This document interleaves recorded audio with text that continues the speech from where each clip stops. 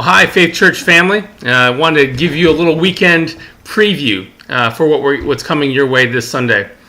Well, I actually started the planning for this video to be outdoors, and the reason for that was right next door, actually the house that's just over my shoulder out our window, is having work done on it, a lot of work done on it. The house has been abandoned for the most part for the better part of 6 years, and so you can imagine what's been going on there, but it's been recently purchased by a family, and they're doing all sorts of work on it. And as I've been watching them, they've been doing a lot of work indoors, just tearing things down, a lot of work outside as well, just ripping things off, knocking things off, banging things off. And I found myself thinking, if you didn't know better, you'd think that they were destroying the house. But in reality, what they're doing is they're deconstructing it. And there's a big difference between destroying and deconstructing. And I was going to actually videotape outside right by the house, but they've been a little conversational, and some of their conversations might be overheard on the video and might not be appropriate for our video. Matter of fact, I was outside earlier breaking up a fight between two of the workers, so it's been quite the experience.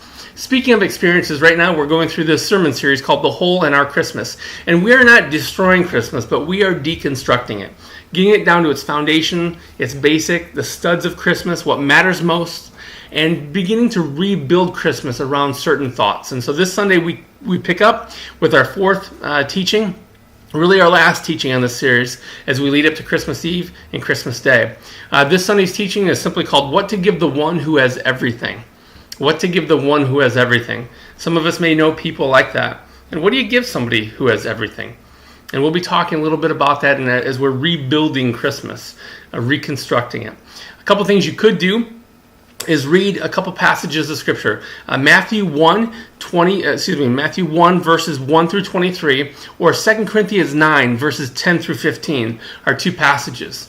And there'll be things you should read and to think about. I would encourage you that last chapter, 2 Corinthians 9, is a chapter on giving, but I would just focus on that one section there. A little bit about the giving. We're going to draw that passage out.